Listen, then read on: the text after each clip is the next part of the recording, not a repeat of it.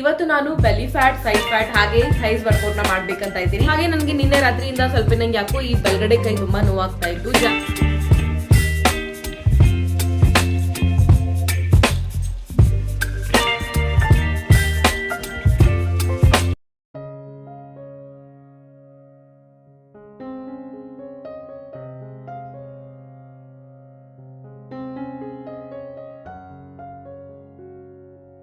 Hello, good morning.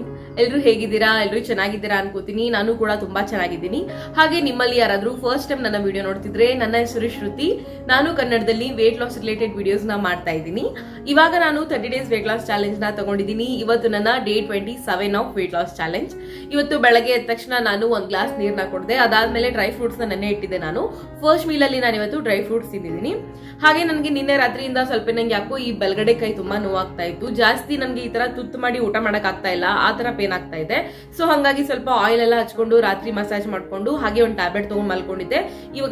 ಇವಾಗ ಸ್ವಲ್ಪ ಪರವಾಗಿಲ್ಲ.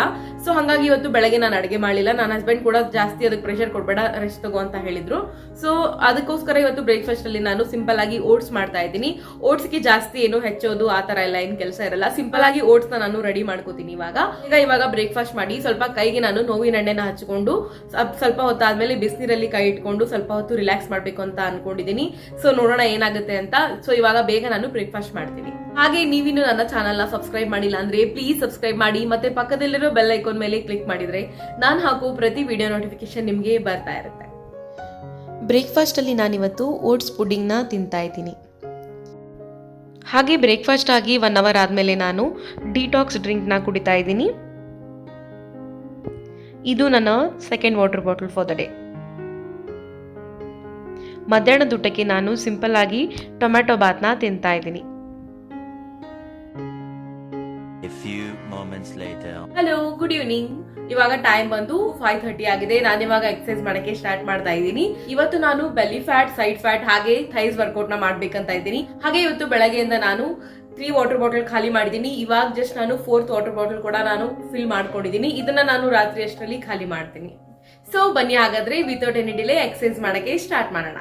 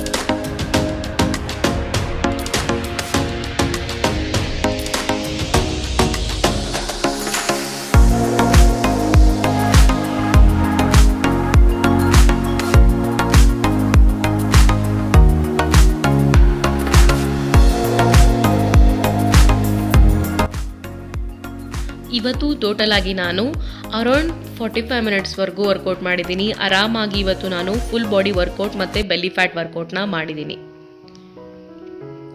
ಇವಾಗ ರಾತ್ರಿ ಊಟಕ್ಕೆ ನಾನು ಹೆಲ್ದಿಯಾಗಿ ಫ್ರೈಡ್ ರೈಸ್ ಮಾಡ್ತಾ ಇದ್ದೀನಿ.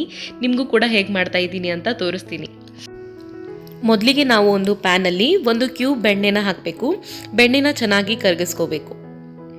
ನೀವು ಬೇಕಿದ್ರೆ ಇದಕ್ಕೆ ತುಪ್ಪ ಆ್ಯಡ್ ಮಾಡಿ. ನಿಮಗೆ ಬೆಣ್ಣೆ ತುಪ್ಪ ಇಷ್ಟ ಇಲ್ಲ ಅಂದರೆ ನೀವು ಆಯಿಲ್ ಕೂಡ ಬಳಸ್ಬೋದು. ಬೆಣ್ಣೆ ಎಲ್ಲ ಕರಗಿದ ಮೇಲೆ ನಾನು ಇದಕ್ಕೆ ಒಂದು ಅರ್ಧ ಟೇಬಲ್ ಸ್ಪೂನಷ್ಟು ಜೀರಿಗೆನ ಹಾಕ್ತಾ ಇದ್ದೀನಿ. ಜೀರಿಗೆ ಕಲರ್ ಚೇಂಜ್ ಆಗೋವರೆಗೂ ನಾನು ಇದನ್ನು ಫ್ರೈ ಮಾಡ್ಕೋತೀನಿ. ಜೀರಿಗೆ ಕಲರ್ ಚೇಂಜ್ ಆದಮೇಲೆ ನಾನು ಇದಕ್ಕೆ ಒಂದು ಸಣ್ಣ ಈರುಳ್ಳಿನ ಕಟ್ ಮಾಡಿ ಹಾಕೋತಾ ಇದ್ದೀನಿ. ಈರುಳ್ಳಿನ ಚೆನ್ನಾಗಿ ನಾನು ಕಲರ್ ಚೇಂಜ್ ಆಗೋವರೆಗೂ ಫ್ರೈ ಮಾಡ್ಕೋತೀನಿ. ಬಟ್ ಇದನ್ನು ಜಾಸ್ತಿ ಫ್ರೈ ಮಾಡಬಾರ್ದು, ಬಿಕಾಸ್ ಕ್ರಂಚಿ ಆಗಿದ್ದರೆ ತುಂಬ ಚೆನ್ನಾಗಿರುತ್ತೆ. ಈರುಳ್ಳಿ ಫ್ರೈ ಆದಮೇಲೆ ನಾನು ಇದಕ್ಕೆ ಒಂದು ಅರ್ಧ ಟೇಬಲ್ ಸ್ಪೂನಷ್ಟು ಜಿಂಜರ್ ಗಾರ್ಲಿಕ್ ಪೇಸ್ಟ್ನ ಹಾಕಿ ಅದನ್ನು ಹಸಿ ವಾಸನೆ ಹೋಗುವವರೆಗೂ ನಾನು ಇದನ್ನು ಫ್ರೈ ಮಾಡ್ಕೋತೀನಿ. ಇವಾಗ ನಾನು ಇದಕ್ಕೆ 2 ಸಣ್ಣ ಮೆಣಸಿನ್ಕಾಯಿನ ಸ್ಲೈಸ್ ಮಾಡಿ ಹಾಕೋತಾ ಇದ್ದೀನಿ.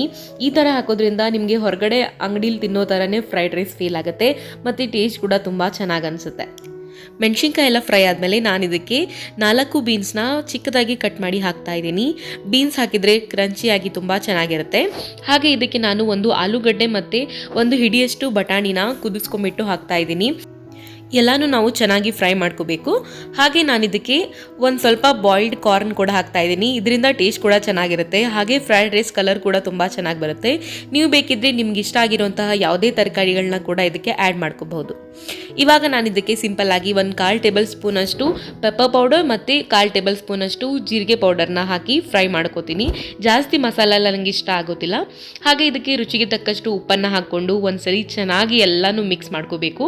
ಪ್ರತಿಯೊಂದು ತರಕಾರಿಗೂ ಕೂಡ ಎಲ್ಲ ಮಸಾಲ ಅಂಟ್ಕೊಂಡಿರಬೇಕು. ಆ ಥರ ನಾವು ಫ್ರೈ ಮಾಡ್ಕೋಬೇಕು. ಇವಾಗ ನಮ್ಮ ಫ್ರೈಡ್ ರೈಸ್ ಬೇಸ್ ರೆಡಿ ಆಗಿದೆ. ಇದಕ್ಕೆ ನಾನು 1 ಕಪ್ಪಷ್ಟು ರೈಸ್ನ ಆ್ಯಡ್ ಮಾಡ್ಕೋತಾ ಇದ್ದೀನಿ. ಮೊದಲೇ ನಾವು ರೈಸ್ ಮಾಡಿ ಇಟ್ಕೊಂಡಿರಬೇಕು. ಇವಾಗ ಚೆನ್ನಾಗಿ ರೈಸ್ನ ನಾವು ಫ್ರೈಡ್ ರೈಸ್ ಬೇಸ್ ಜೊತೆಗೆ ಮಿಕ್ಸ್ ಮಾಡಿದರೆ ತುಂಬ ಚೆನ್ನಾಗಿರುವಂತಹ ಫ್ರೈಡ್ ರೈಸ್ ರೆಡಿ ಆಗುತ್ತೆ. ಲಾಸ್ಟಿಗೆ ಸ್ವಲ್ಪ ಇದಕ್ಕೆ ನಾನು ಕೊತ್ತಂಬರಿ ಆ್ಯಡ್ ಮಾಡ್ತಾ ಇದ್ದೀನಿ. ಬೇಕಿದ್ರೆ ನೀವು ಲೆಮನ್ ಕೂಡ ಸ್ಕ್ವೀಸ್ ಮಾಡ್ಕೋಬೋದು. ನೀವು ಇದನ್ನು ಹೀಗೆ ತಿಂದರೂ ಕೂಡ ತುಂಬ ಚೆನ್ನಾಗಿರುತ್ತೆ. ದಯವಿಟ್ಟು ಇದನ್ನು ಒಂದ್ಸಲಿ ಟ್ರೈ ಮಾಡಿ. ರಾತ್ರಿ ಊಟಕ್ಕೆ ನಾನಿವಾಗ ಹೆಲ್ದಿಯಾಗಿರುವಂತಹ ಟೇಸ್ಟಿಯಾಗಿರುವಂತಹ ಫ್ರೈಡ್ ರೈಸ್ನ ಮಾಡಿದ್ದೀನಿ. ಇದನ್ನು ಹೇಗೆ ಮಾಡಿದ್ದೀನಿ ಅಂತ ನಿಮ್ಮ ಜೊತೆ ಆಲ್ರೆಡಿ ಶೇರ್ ಮಾಡ್ಕೊಂಡಿದ್ದೀನಿ. ಸೊ ಇದನ್ನು ಟ್ರೈ ಮಾಡಿ ಹೇಗೆ ಬಂತು ಅಂತ ನನಗೆ ದಯವಿಟ್ಟು ಕಮೆಂಟ್ ಸೆಕ್ಷನಲ್ಲಿ ತಿಳಿಸಿ. ಹಲೋ, ಆವಾಗಲೇ ನಾನು ರಾತ್ರಿ ಊಟಕ್ಕೆ ಇವತ್ತು ಸಿಂಪಲ್ ಆಗಿ ಹೆಲ್ದಿಯಾಗಿ ಫ್ರೈಡ್ ರೈಸ್ನ ಮಾಡ್ಕೊಂಡಿದ್ದೆ. ತುಂಬ ಚೆನ್ನಾಗಿತ್ತು. ಅದರ ರೆಸಿಪಿ ಕೂಡ ನಿಮ್ಮ ಜೊತೆ ನಾನು ಶೇರ್ ಮಾಡ್ಕೊಂಡಿರ್ತೀನಿ. ನೀವು ಕೂಡ ಒಮ್ಮೆ ಟ್ರೈ ಮಾಡಿ ಹೇಗಾಯಿತು ಅಂತ ನನಗೆ ಕಮೆಂಟ್ ಬಾಕ್ಸಲ್ಲಿ ತಿಳಿಸಿ. ಸೊ ಇದಾಗಿತ್ತು ನನ್ನ day 27 of weight loss challenge. ನಿಮಗೆ ಈ ವಿಡಿಯೋ ಇಷ್ಟವಾಗಿದ್ದರೆ ಪ್ಲೀಸ್ ಲೈಕ್ ಮಾಡಿ, ಶೇರ್ ಮಾಡಿ, ಹಾಗೆ ಕಮೆಂಟ್ ಮಾಡೋದನ್ನು ಮರಿಬೇಡಿ. ನನ್ನ ಚಾನಲ್ನ ಸಬ್ಸ್ಕ್ರೈಬ್ ಮಾಡಿಕೊಂಡು ಪಕ್ಕದಲ್ಲಿರೋ ಬೆಲ್ ಐಕಾನ್ ಮೇಲೆ ಕ್ಲಿಕ್ ಮಾಡಿದರೆ ನಾನು ಹಾಕೋ ಪ್ರತಿ ವಿಡಿಯೋ ನೋಟಿಫಿಕೇಶನ್ ನಿಮಗೆ ಬರ್ತಾ ಇರುತ್ತೆ. ಸೊ ನಾಳೆ ಸಿಗೋಣ ಮತ್ತೊಂದು ವಿಡಿಯೋದೊಂದಿಗೆ. ಅಲ್ಲಿವರೆಗೂ take care, be positive and spread love. Bye.